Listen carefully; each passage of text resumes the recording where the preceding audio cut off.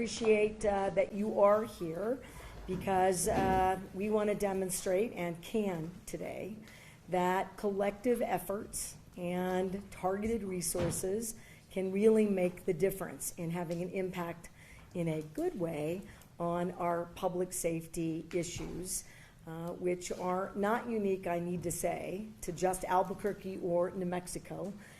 They are playing out all across America. But we have a responsibility and we have an opportunity to do something meaningful about it now.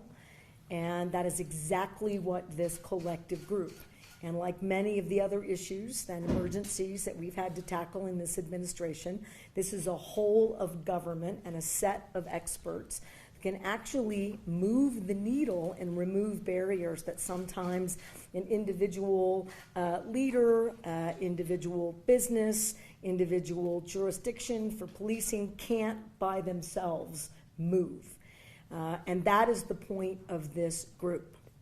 I am incredibly pleased with the outcome, but we have a long way to go, which I'm sure is going to be a question. And if it isn't, I'm giving you a kind of heads up. You know, where are we going? We're looking for sustainable, long-term impacts that will stay the course so that our communities are safer.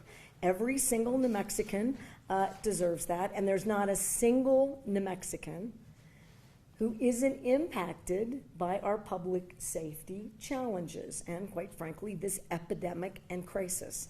And I know you heard from Ben Baker, you'll hear from him again today, who has a personal experience, and now I do too. We have far too many firearms in our communities. We have far too many risks. And the fact that we are sending students home from schools, and I'm grateful because they're safe, because there are firearms at every school, including grade schools, must end. And we're going to keep at it until there's not a single person in New Mexico who doesn't feel like we're turning the corner and that we have firearms away from places that are sensitive and ought to be sacred in the context of who we're protecting. Schools in particular, which is a federal requirement, but that doesn't stop people from bringing guns to school. And it's not just students, it's parents who are bringing guns to school. And I know that you were at the press conferences last week. So we're all clear that that occurs. The big takeaway for me, and I hope we get to talk about it a little bit later, you're going to hear from every single person around this room. Everyone is doing something with our partners in these communities. Albuquerque's the focus, but these are issues that we will replicate statewide, and in fact there's more coming in Santa Fe, and we can talk about that at a later press conference. This is not just a one-off. This is a statewide effort focusing on where crime rates are the highest in a number of ways in which we test that. There isn't something magic that we are doing, in my view. But it seems to get beyond a particular entity or organization or local body of government or police jurisdiction. And when that happens, everything else starts to fail all at once, which is why we don't call them that, but I did call it that in 2019. We called it a surge, an operation where we're putting more police presence in Albuquerque, and it made a difference. We had some hiccups with that, and there's been questions about sustainability. We've put $1 billion+ into public safety. That's equipment, that is infrastructure, and that is actual money for recruitment and retention of police officers. So we never not intended for sustainable efforts statewide. But for whatever it is, start, stop, will end in the state of New Mexico. These are not our first meetings. These are not our first efforts. These are not our first interventions. These are not our first presence of state police officers in a number of places. This is not our first expenditure in schools and on highways and at bridges or where we've got vulnerable populations. And it won't be the last. But this public health initiative has moved the needle faster than anything we've done prior to today. And that's what we want to share with you. And we're going to keep doing more until it's sustainable all over the state. So I'm not going to introduce this incredible group of experts. And I do want to, we don't have our local partners here. We will, because they are doing the necessary work, which we'll hear from Commissioner Caceres, that is occurring. That's his role in particular, is to make sure the sheriff, the DA, the judicial system, the Albuquerque Police Department, our federal partners are all engaged in moving the needle, all right? That's going to continue so that we can keep that going. Their not being here is because they're keeping your community safe right now while we're here providing these updates. They're doing a remarkable job. I appreciate their efforts, but we also have to get to that underlying what happens when one thing fails and the whole thing falls apart in an instant. And that's the job of this team, to make sure that that doesn't happen anymore in the state of New Mexico. And I'm not going to give you all the data, but one big one is there's a considerable reduction in the number, I'll give you 2 data points, in shots fired in Albuquerque, and there's a considerable increase in arrests and in people being held in jail because they are too dangerous to be in the community, which is exactly how this should work. And as you all know, it has not been working that way. Well, it is now, and you're going to hear why by the team of experts that we have. So without further ado, and of course I'll answer questions, I'm going to go to our Senior Policy Public Safety Advisor, Mr. Ben Baker, and he's going to walk through a brand new launched dashboard so that the public can see what we are seeing, what we know, and how we're making evidence-based decisions about where we go from here. Mr. Baker. Thank you, Governor. Good afternoon, everyone, and welcome. I'm grateful to be here to share with this group and share with New Mexico the efforts that are being undertaken by public safety officials throughout New Mexico, as well as a focus in Bernalillo County and the city of Albuquerque to reduce the violent crime epidemic that is occurring there as we speak. I would be remiss not to start by thanking the men and women of public safety, prosecutorial agencies, corrections, jail staff, and public safety telecommunicators for their hard work in making these statistical presentation possible. So I'll direct your attention to the public safety dashboard, which you will find on the New Mexico Department of Public Safety website. We've hyperlinked the exact linked route in the press release, and I'll provide it afterwards for everybody's availability. This is a public-facing report card of how the progress is going since the public health emergency has been declared. And I'm going to lead with some statistics that I think are incredibly meaningful. During the time that law enforcement has been mobilized and unified, both intra-agency and interdisciplinary teams have gone out to seek violent offenders in the Bernalillo County area. There have been 502 people arrested. And that is significant, as you will see to your right, the pie chart breakdown. Significant fraction of those are felony arrests. Addition to that, that's noteworthy on the front face of this, that I think goes to the heart of addressing this crisis that we are in, is the number of firearms seized during the same period of time.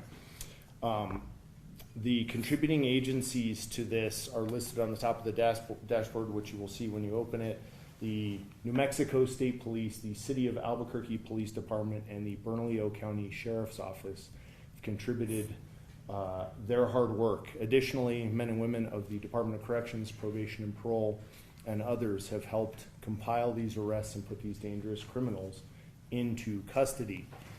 Additionally, 1,370 citations were issued.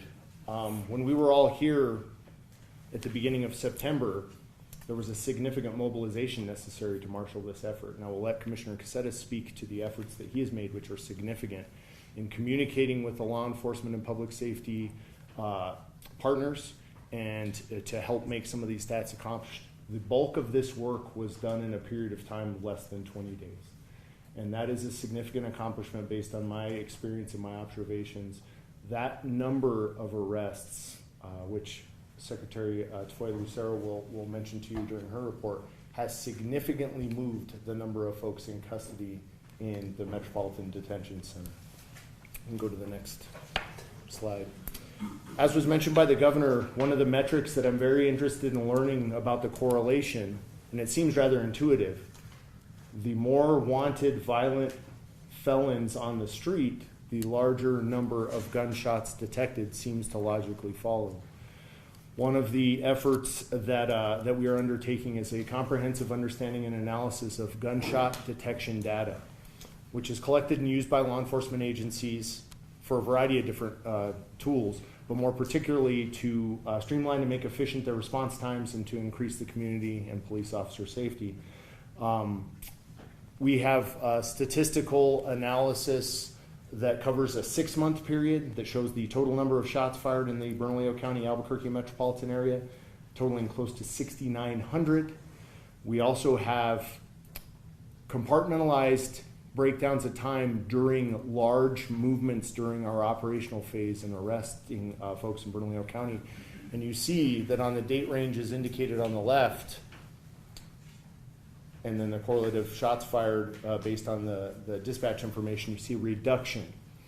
And it is our hope to continue to aggregate this data. It is our hope to continue to see a positive correlation that indicates the fewer violent fugitives on the streets, the lower number of shots fired in the communities to where we are applying that methodology.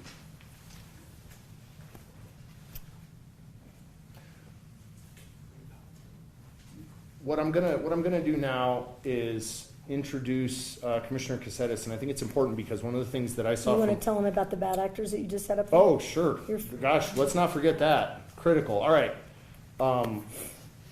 Some of the folks that were arrested, I did the data mining from the law enforcement partners that brought us the information, and I went through the arrest information and the historical criminal records of some of these folks. And I found a regularized occurrence of repeat violent criminal offenders, particularly ones either wanted for or armed with firearms. So wanted for being a felon in possession of a firearm, wanted for being an aggravated batterer with a deadly weapon like Mr. Chafin is here. Repeat violent offenders, domestic violence on the dossier, felon in possession of a firearm, aggravated fleeing, as well as aggravated battery with a deadly weapon. Mr. Chafin was arrested during this operation and is currently incarcerated. Again, Secretary Tafoya Lucero will talk about the success relative to release. Next slide. Also noted during this analysis was an individual named Demetrius Bailey. This is particularly significant as I went through the data because in addition to being a visiting fugitive from another state, in this case the state of Missouri, is a repeat violent offender with multiple criminal convictions, including multiple arrests and charges for the crime of armed robbery.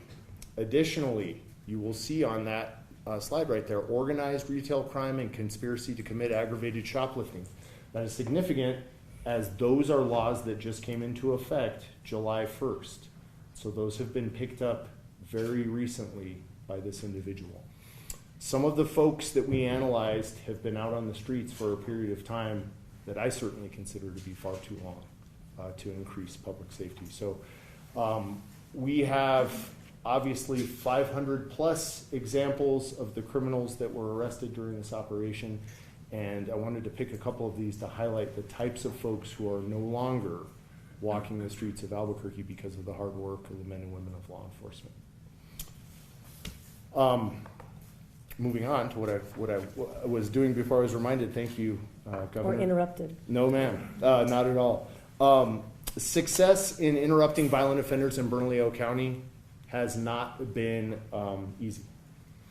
The coordination and communication between many stakeholders is an integral part to successfully mobilizing multiple partners. That task was assigned to Commissioner Caceres, and it is my pleasure now to turn the floor over to him so he can explain how he was able to coordinate this communication and the experiences he had working with our partners in law enforcement and public safety. Well, thanks, Ben. It's great to be back. When I told the governor that I would come back to work for her, I really told her that I wanted to stay in the shadows and work behind the scenes, and now I find myself right next to you, ma'am. So here we are, You're welcome. off to the races. I have 26 years of experience, and I've been brought on to cut through the BS. That's a legal term. You can look it up. And get right to the root of the issue is how do we suppress crime in Albuquerque? Believe me, it's multifaceted, and I use the word touchy-feely. There's a lot of things that affect what we can do, and they're important. But I want to be very clear. I have been given by the governor a very narrow lane, and it's to recommend to her and her staff how to best combat violent crime criminals using guns and, of course, illicit drugs. I've met with each of the agencies, the sheriff of Bernalillo County, Chief Weisler, APD Chief Harold Medina, District Attorney Sam Bregman, and a few other entities, the jail, MDC, in the last 30 days. And I've listened, and I've asked a lot of questions, and I've really pressed them to say, what can we do right now? Not in 60 days, not waiting for the session. That's important, right? I said at the last press conference, I've never heard two criminals talking about not doing crime because the 60 days coming up and they're afraid of what's going to happen. That's important. Don't get me wrong. But what can we do right now to impact the lives of people in the metro? And we're doing it. Law enforcement's doing it. An amazing job. How can we do it better? That's my job. There's over 1,600 police officers in the metro, give or take. There's not a collective entity or collective group anywhere else in the state. How do we best harness that horsepower, right, to put the criminal element on their heels? And it's being done. It's being done well. Can it be done better? Of course it can be done better. How can we support that? Out of the governor's office and the emergency orders, I've been tasked with that. We made several recommendations, or I have, to the governor and her staff, close to $3 million in funding.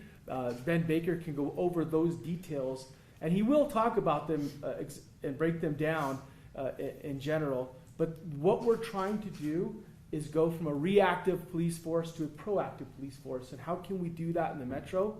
How can we allow officers to actually look for and be proactive before the crimes happen, right?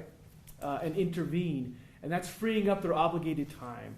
Their time booking prisoners, their time transporting prisoners, their time guarding prisoners at UNMH, and speeding up the processes in the field, right? I can't control the judges, and I can't control keeping them in jail. I wish I could. We can certainly help with jail populations and processes to speed that up. The Cabinet Secretary from Corrections is here, and I think we're doing some innovative things. She'll talk about those. But keep in mind, everything that I'm recommending will have a direct impact on the field and put results on the table, allowing officers to have more time to really get into the communities, identify these bad actors, and extract them out, put them in jail. That's where I'm at. Before we go to Secretary Tafoya Lucero, I want to make it a little more specific. That's not a complaint. This team, you know, I'm results driven, and we all should be. There has been a pervasive problem. It's not finger pointing. It just is what it is. That bookings were taking 6+ hours. That takes police officers off the streets. That in some cases they stopped doing arrests at all because you can't put someone somewhere if you can't book them. It looks to me, this is my frame of reference. It looked to me like it was pretty common knowledge. Mm-hmm. There wasn't a police jurisdiction, including my own, it wasn't clear that was an issue. No blaming, but it didn't occur to anyone to solve that problem. It just was. That's the kind of inertia, for whatever reason, that you're trying to solve it yourself, you can't hire people, you're recruit, whatever it is, all legitimate. But at the end of the day, if you can't book people, we can't arrest people. If we don't arrest people, they continue to commit crimes, and it sends a pretty strong message to a criminal element that you're good to go here, which people have been saying to us, that there seems to be a sentiment that you're no worries. That's the benefit of this effort and this emergency, is that people are now sharing information that they've had all along, and then we can do something about it if they can't do something about it immediately on their own. Again, that's not a pointing finger issue. It is, can we help you solve the problem immediately, and then can we work with you to keep it solved forever? That's the key.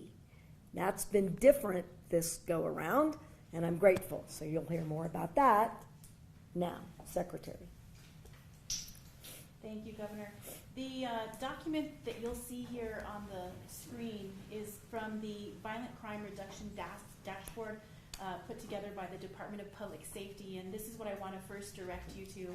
You will see that there has been a marked increase in the number of average bookings per day at the Metro Detention Center in Albuquerque that began in August. And as you can see, it has shot right up to a population that the MDC was reporting on October 1st at 1,600. The increase inmate population is 11%, so the population of that jail has gone up by 11%. 37% of the people that are incarcerated right now at the MDC, the Metro Detention Center, are people that are still in custody. That's 37% that were arrested and remain in custody. So what the New Mexico Corrections Department has done in collaboration, of course, with this group, and we went to the Metro Detention Center. We met with their leadership, and we've been talking with them about ways that we can help them to resolve some of the problems that they were experiencing. And one of the things that our department is doing this week is taking on 48 of their most staff-intensive, violent, dangerous inmates from their population and bringing them into our facilities. Now, the purpose of doing that is to help alleviate some of the stress and the time that was taking during that booking process, that was taking an exceptionally long period of time to get people processed through, and the officers at the MDC jail were just busy. They were run thin. They were overwhelmed. Thank you, Governor. Welcome. They were overwhelmed, and so what we're doing by taking on this population is we're alleviating some stress, taking away people that were very staff intensive for them, so that we can get officers back out onto the street quicker. Another area where the Corrections Department is involved in this very important process is our probation and parole officers working directly with the Albuquerque Police Department, the State Police Department of Public Safety, and the Bernalillo County Sheriff's Office to help gather people who have warrants, outstanding warrants, and our probation parole officers are right alongside in that process. This has been a very collaborative effort, and as you can see, and the governor mentioned that she likes results and she wants to see these tangible things that we're doing, and we're very proud to be able to say that we would have the ability to take on this task for the Metro Detention Center. But moving forward, as we work to develop long-term strategies to help alleviate these issues for the jail, we are looking at a variety of other methods that would potentially help us to help them in the future as we continue to see these arrest rates increase and the amount of folks that are in custody stay in custody. Thank you, Secretary. Thank you. Acting Secretary Casados. Yes, thank you, Governor. At CYFD since September the 20th, we put out a directive indicating that youth offenders who are in possession of a firearm will be detained. Since that time, we've detained 32 juveniles. They've been arrested for delinquent acts, which have been covered under this directive. Of those, 13 of them required an override. So we use a tool that indicates their risk assessment to the community, and 13 of those individuals, we did an override to be able to detain them. 4 of those individuals were those that had a gun on school property. 1 was for assault of a school employee. 3 of them were in possession of a stolen vehicle and were fleeing officers.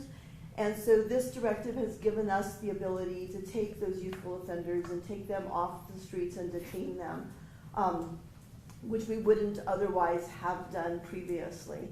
6 of those have now been released by the courts at hearings prior to disposition. And so there's also been an increase in the youth facilities. As of today, there are 117 youth in detention centers statewide. That's an increase of 16.2% to what we had prior to the September 20th initiative.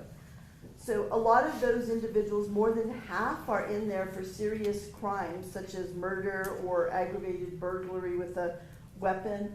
And so I believe that this is helping us to take those offenders off the street as well.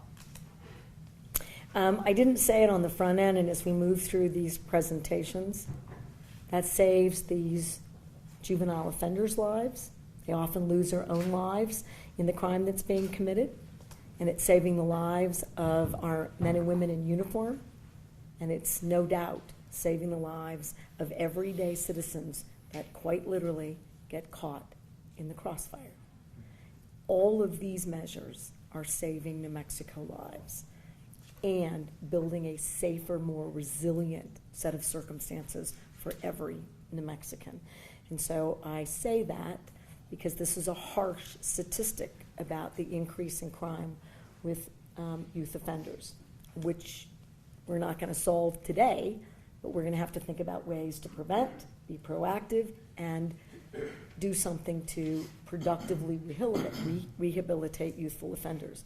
Gun violence is a really tricky issue in terms of rehabilitation by youth offenders, which is going to take the experts like Secretary Yellen and Secretary Armijo to help us navigate that, because that is not an easy effort, but it is an effort we will undertake nonetheless. And so I interrupted you, and do you mind if I go ahead and just introduce Secretary Allen? Secretary Allen. Thank you, Governor. In simple terms, violence and gun violence is a contagious disease, and it's one that's running rampant in New Mexico today. And just like measles or whooping cough or meningococcal disease, it disproportionately impacts our young people. About 2 weeks ago, the Department of Health released a report on gun violence in New Mexico. One of the statistics from that report that jumps off the page at me is that firearm injuries in kids 17 and under is up 73% in just the last 4 years. We know nationwide and in New Mexico, gun violence is one of the leading causes of death in young people across the country. Isn't it the leading cause of death of children in the United States now? It is, yes, ma'am. Leading cause of death of children. Gun violence. I have trouble saying that out loud. Doesn't make it any less true. Sorry, Secretary. Not at all. We're working to use tools that we know work in terms of combating contagion across the state. You've heard a lot of discussion about public safety efforts that are underway, and that's really fighting the disease and its symptoms. We also, though, need to break the cycle of transmission, and we need to prevent the disease.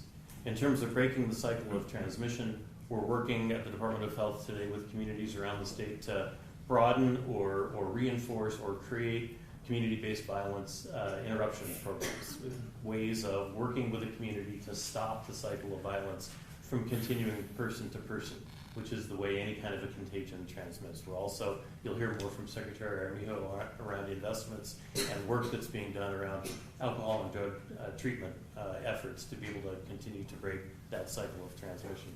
We also, though, need to work on prevention.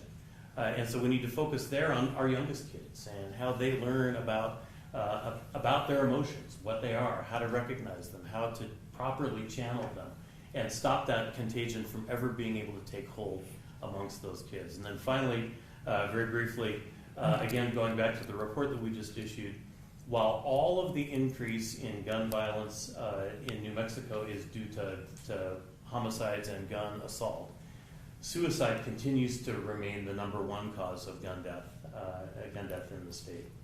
And so at the Department of Health, we're working in partnership with other agencies to bring to the table things like, say, storage campaigns, gun lock distributions, and those kinds of issues to help try to make sure that we don't forget that largest driver of gun violence in the state, and make investments and make progress on reducing that tragic source of death as well. Governor? Thank you very much. Secretary Armijo. Thank you, Governor.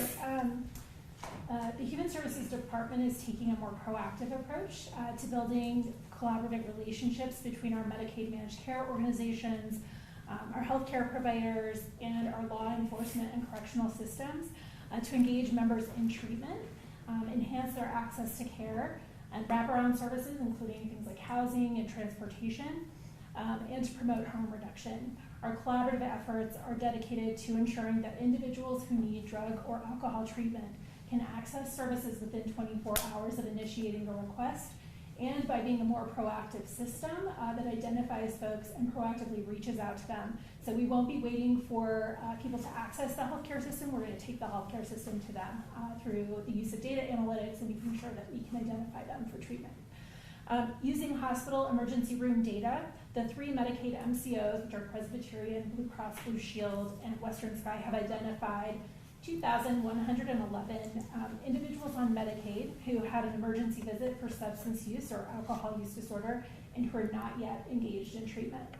The MCOs have begun proactively reaching out to these members in an attempt to engage them in a treatment plan and to identify the barriers these members are experiencing, such as housing and transportation, to make sure that we can address those as well. The positive news is that out of 10,984 Medicaid members identified through that emergency room data, 66% are receiving treatment or who are engaged with the treatment plan through a peer support worker or community health worker. The Human Services Department has added new data and monitoring requirements for the MCOs, including tracking the number of members seeking alcohol and drug treatment services, and making sure that we're tracking those placements within 24 hours, and also tracking wait times to make sure that we can track the access in the system. Our MCOs have come together and really collaborated with some innovative ideas, and we will immediately be initiating a helpline and support teams established so that beneficiaries can access treatment and let us know if they need care. So we'll be initiating a way for folks to immediately let us know if they need that care. And then effective immediately, our MCOs have increased the number of peer support workers at hospital emergency rooms, and they are working with our correctional systems to ensure pre-release access to treatment services prior to release from correctional systems. And lastly, just wanted to highlight, in order to help our young New Mexicans, our MCOs are going to be partnering directly with the schools to receive alerts on students who are experiencing signs of substance abuse and assisting in referrals and treatment and access to care. Thank you, Governor. Thank you. And this is going to be news to Secretary Armijo, but the power of the evidence-based work that we do can get into performance requirements with the folks that have to be our private sector partners. And I want to just highlight that the Secretary has been embedding any number of those moving forward so that we're managing all of these issues in a way that's delivering results for New Mexicans. So thank you for that. Secretary Kenny, tell us all about fentanyl testing. Thank you, Governor. So the Environment Department's role in the public health order is to focus on opioid wastewater testing. Many of you may remember that during the pandemic, New Mexico Environment Department went into the sewers, looked for COVID in wastewater. That is a very similar process to what we're doing here. And when you think about it, the Environment Department's focus is to look for pollutants in wastewater. That's what we do routinely, chemicals and biological agents, in this case the chemical being opioids, and that is what our expertise is in, and that's what we're glad to help out with this, on this initiative with everybody here. The way that we are going to do that, we believe we're the first state in the country to actually set up a routine opioid wastewater sampling program. It has happened in Georgia, North Carolina, and Virginia on an occasional basis, but we believe we're the first state in the country to set this up as a routine surveillance program. And the way that'll work is that we will collaborate with the public education system, and in fact I've sat and talked with the public education secretary, and we are collaborating with the Rio Rancho, Albuquerque, and Bernalillo superintendents to start the testing as soon as next week. It'll take about 2 weeks for us to get sample results back, and that data will be really informative for us to evaluate what kind of proactive and reactive strategies are working in communities to keep fentanyl out of schools or to deal with it once we find it in schools. The way we'll actually conduct the sampling is we'll pop manholes, set out a robotic sampler, it will go into the sewer I thought you did it system. personally. I do not do this personally anymore, Governor, but I've spent my time doing this. Is that we'll have a robotic sampler that will grab the samples on an hourly basis for about 8 to 24 hours. We'll composite that and send it off to a laboratory, and that laboratory will give us the results as to what type of opioid derivatives, including fentanyl, are in that wastewater. That pretty much summarizes what we're going to be doing out of the Environment Department. We look forward to producing that data set and sharing that data set with this team for strategies that we could use to influence the illicit. Because this purchases. informs superintendents, educators, parents, and police officers. We see a large uptick. The likelihood that we've got a drug dealing operation nearby, very high. That we're recruiting young people, maybe faculty. I mean, we don't know. We don't know what we don't know. But that information allows us to do a whole lot more work in the public safety and in the rehabilitation and prevention side of the equation. So we've had some people that have been curious about why we think that's valuable. That's one of many reasons this is very valuable work. So thank you very much, Secretary. Secretary Bowie. Thank you, Governor. Appreciate it. First, I'll just start off maybe just thanking Chief Police just for a moment. As we all know, we started off in June. He's done an amazing job leading the New Mexico State Police, and particularly for this challenge here in the Albuquerque metro area, mobilizing the state police. And I want to just thank you for your efforts in this setting. I want to talk a little bit real quick about safe surrender. And I think everybody here in this room probably understands safe surrender, sometimes referred to as a gun buyback, and what that might be. I will just explain for the viewers. It's really where individuals can take firearms, turn them into law enforcement, typically with no questions asked, and then receive some type of compensation in return. The overall goal of this administration has been made clear is to reduce gun deaths and gun violence. And so a gun buyback program we feel would be leading into this initiative. Safe surrender is just one tool in our toolbox. At the end of the day, I think people understand that we have very many different things and strategies at our disposal. And this is just one other thing amongst all of our collective initiatives that we feel will work. I wanted to real quickly clear up kind of the misconceptions of safe surrender programs. We'll hear critics come out right away and say that criminals are not going to turn in their guns, it's not going to work, and all those things.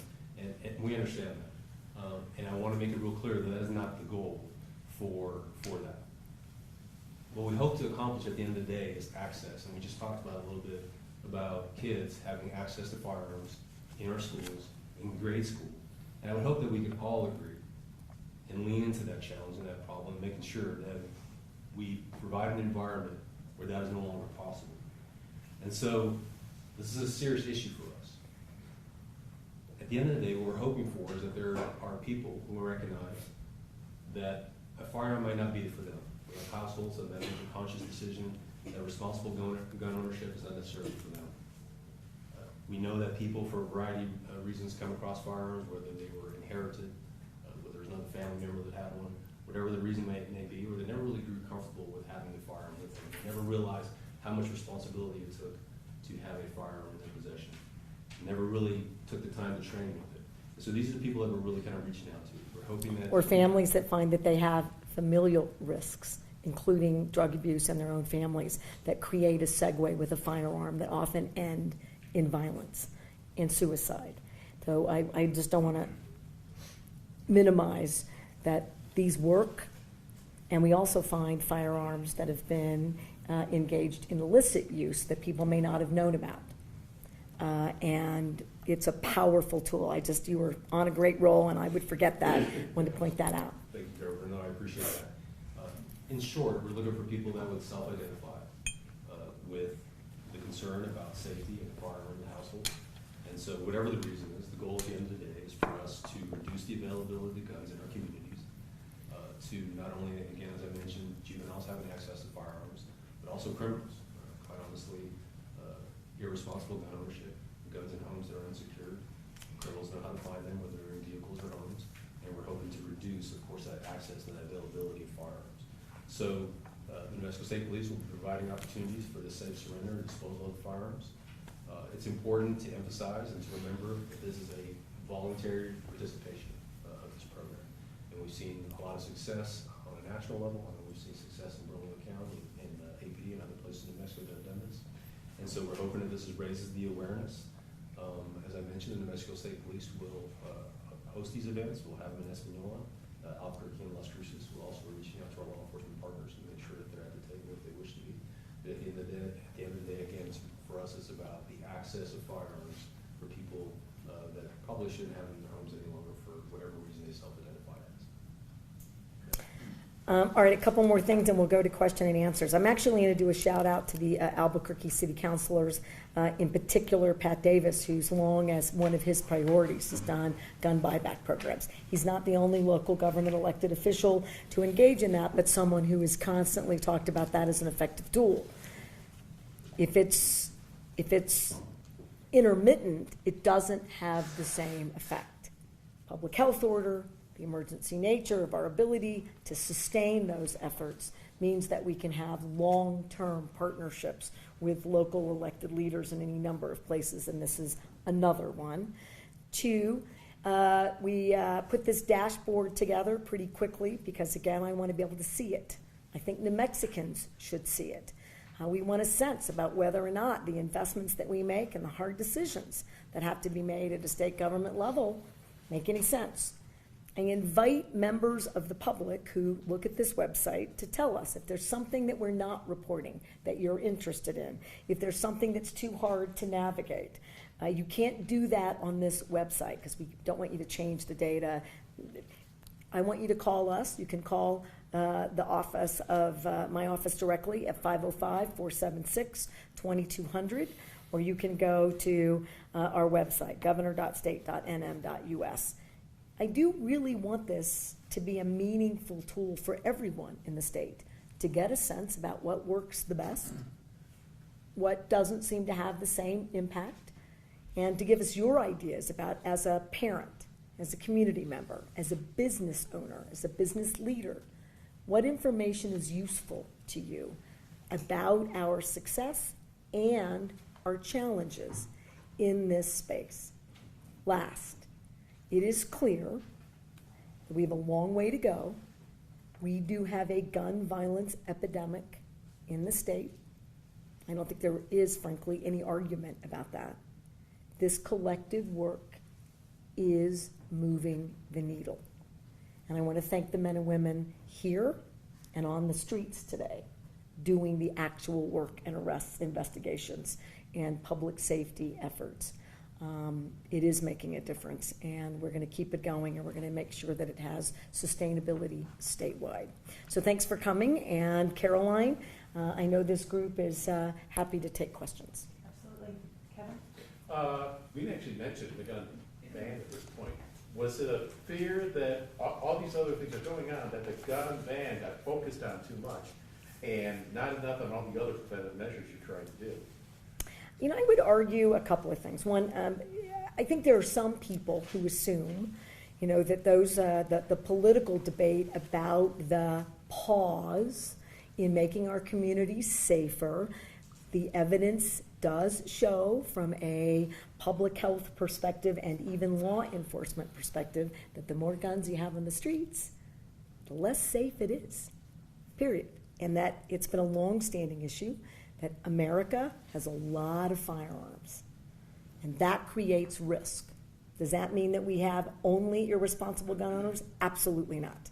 And does that mean that this is a country that's going to change some of that? Doesn't look like it in its totality, but this was a pause given that every single day gunshots are fired, and nearly every single day someone is injured or murdered. If I can keep a police officer safe, and we've lost police officers to gun violence. Doesn't seem like that long ago, Secretary, I was at a funeral. Those families are forever in a grieving situation. Children without parents. So I stand behind that. We'll see what happens. I'm sure that's going to be a question so maybe I can just preemptive strike. We're going to have to figure out where the courts are or aren't. States have to have tools to do something. Safe spaces has long been held to be an area that we have the ability to prevent or minimize firearms. That's a question that's now moving to the courts. I need to know what we can and cannot do to keep New Mexicans safe, and I will tell you this. When you're pushing the buttons of a lot of folks, if it motivates them to do this, I would do it again. And I'm likely to keep doing things in this public health order until, what did I say? In 18, 19, I said it when I ran in 2007, I think there are some folks who believe that this is just a political position that I've taken. It's not true. When I ran for Congress in 2007, gun violence, closing the gun show loopholes, which we've done now that I'm a governor, a ban on assault weapons, these are all things that, as a public health person, I know make a difference. I've never changed my position on any of those. But if this is the catalyst to get everyone to do more, it's a good catalyst. And they are policy efforts we all have to take responsibility for. We have to figure out where we are and where we're not. Because I have the same responsibility that I have constitutionally to gun owners, to non-gun owners, and to every person, irrespective of whether you own a firearm. You should be safe. How many businesses have come to me and asked me to do more? All of them? How many schools? How many parents? Secretary, didn't you ask me to do more in schools for your daughter, your children?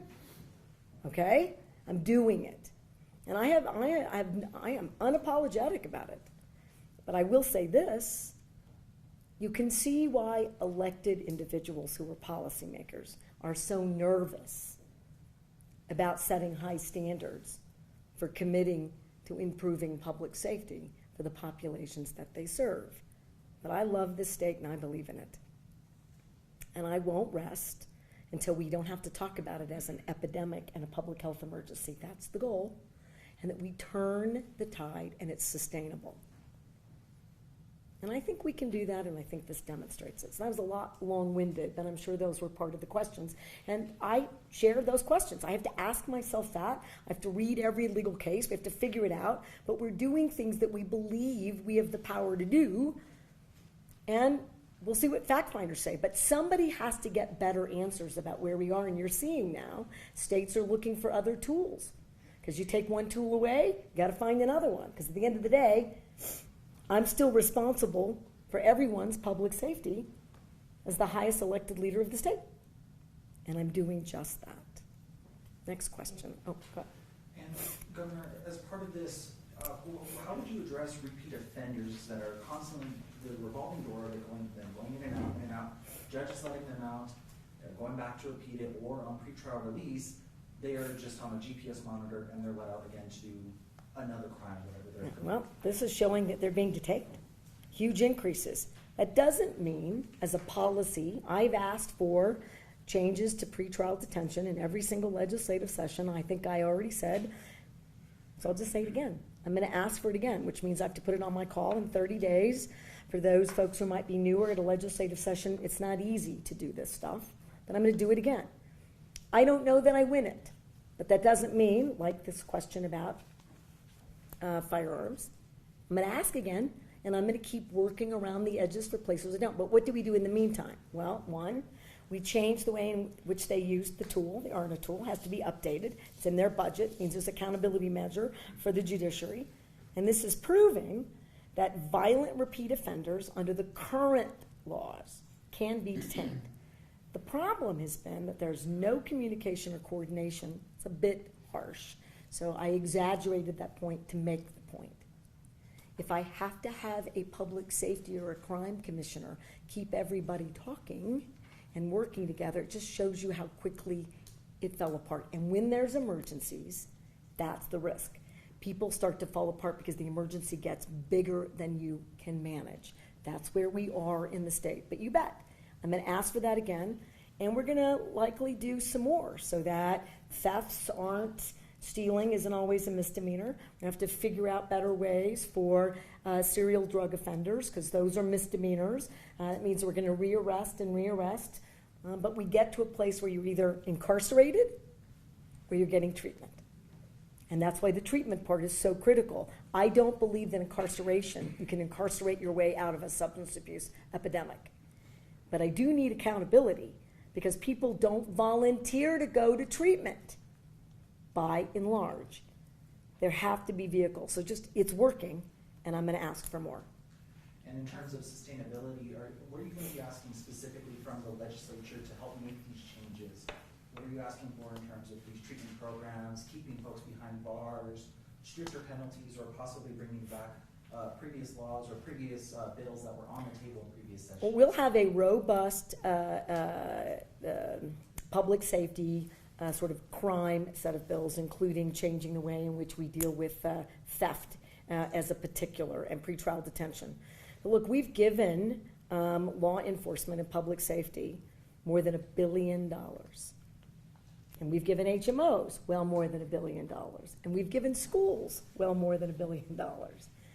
At some point, and money's making a difference because we have to pay people overtime and we need quick reactions, right? We need quick contracts. We need people doing the testing and the work and the transporting. We need all that. And you don't get it without an emergency and without these EOs. You just don't. It's very critical. I'm going to look to see what those sustainability measures are, and it's a little premature to know all of them. That's going to be part of the crime commissioner's responsibility, is to make sure that I can't have a revolving door of success, to your point. And now you see why I've got so many more people, and that's just the government side. Local jurisdictions and the private sector. Remember, I have a business crime council. Everyone's going to have to agree on, I'm going to make this up, the top 20 things that make sure this is sustainable. It will be sustainable. We know we've seen a spike in NMSP officers in the metro. How long do we expect that collaboration to last, and how long do we expect them to stay in Albuquerque? As long as it takes. And that's a really hard thing for the state police, I will tell you. And they have a responsibility statewide, and they will meet it. And honestly, I can't tell you how they do that, but they do. And until it's absolutely clear, and it won't be all of one, and that is a lesson learned, and part of it's us, part of it's local jurisdictions to say, thank you, we can take it from here, and maybe that was a premature decision on their part. So that's how it got called, and we don't love that anymore, a surge. These are not surges. These are leveraging the resources that the state has. I can't do it without the sheriff, and I can't do it without the local police department. I can't do it without the judicial system. That includes public defenders and prosecutors. They all got to be together. But when one of those groups, including our federal partners, eases up, it all begins to fall apart. I don't know if that's just human nature, but we're going to stay. And how we're engaged, the chief is going to make sure that I know what we need to do that. And the local jurisdictions are going to have to demonstrate. And that sounds like we're angry. We're not. They're doing really good work. You heard that collectively from all of us. Me too. But they're going to have to demonstrate that this can stay the course, because we can't keep doing this. We can't, because you know what? People die. And I can't have that anymore. And I can't have schools be so at risk. We're all going to stay in this together until New Mexico turns the corner in our epidemic and is leading the nation in public safety initiatives. That's my goal, and I'm going to do everything it takes to get there. I know we're close to shows and deadlines, so this will be our last one. Morgan? Morgan Lee with the Associated Press. A lot of the big initiatives discussed today, safe surrender, wastewater monitoring, the changes in bookings. Those, correct me if I'm wrong, those all seem like things that could be accomplished without a public health order administratively, except perhaps for the suspension of gun rights in certain places. So, is this just a rhetorical megaphone? And then what goes away when eventually you stop renewing public health orders? You have sustainability. I mean, that's the difference here. And I will tell you that it's both, Morgan. That when we call it what it is, and I don't know whether that there wasn't the courage to say, gun violence is an epidemic in our state. It is a cancer. It requires a multitude of complex treatments in order to diagnose it, treat it, and eradicate it. And I think that when it comes to gun violence, people are terrified to call it out. Because when you do, your own life is at risk. That's a fact. So people don't. But just look at already some of the national attention. We now have a gun violence initiative in office in the Vice President's office. We have members of Congress. debating it in a way that maybe they'll do something more than finally get to a universal sorta background check. Maybe the tools and laws we already have on the books will get used. Did you see the offender with the domestic violence? I have a research question for you, Morgan. In any of those adjudications and arrests for domestic violence, was a firearm surrendered as required under our new domestic violence firearm restricted access laws? I don't know. I don't know the answer. So I really don't. I'm going to ask you later. And then we'll see what you find out. But the point is this public health order creates an incentivized, principled effort by people to work together to solve the epidemic. And until we called it what it is, I will tell you what was occurring. A lot of finger pointing. And some of that got directed right here, and I'm tall enough to take it. We have to treat it from all aspects, and the only way that gets done is in an emergency order, because it marshals all of our resources. I can't tell HMOs to change their priorities without it. And it is, and is there anyone here that doesn't think we also have a behavioral health lack of access public health emergency? I don't think anyone here would say you would call it that, because it is that. So your question was this: when does it end? Well, this is a good indication that I'm starting to get the kind of pressure points, reactions, smart advice, and ultimately the men and women who do policing need our respect and support. They have it, but they also need everything else to work. And when one thing fails, they can't do their jobs, like the bookings. And that's not a complaint about Bernalillo County. Again, an emergency occurred. You don't have enough staff. You got really violent offenders that were taking all their time, and then it just stalled out. So when it stopped stalling out, and this guy and this guy and this team tell me that we're managing an epidemic with the right public health initiatives and we're seeing sustainable efforts, then I don't need to declare an emergency. I declare success in a treatment set of modalities that deal with gun violence in our communities, and by virtue of that, we'll also have better public safety issues in general, and I believe less crime. And if they didn't believe that, they wouldn't be here. And so we'll know when we know, but this is a very good indicator.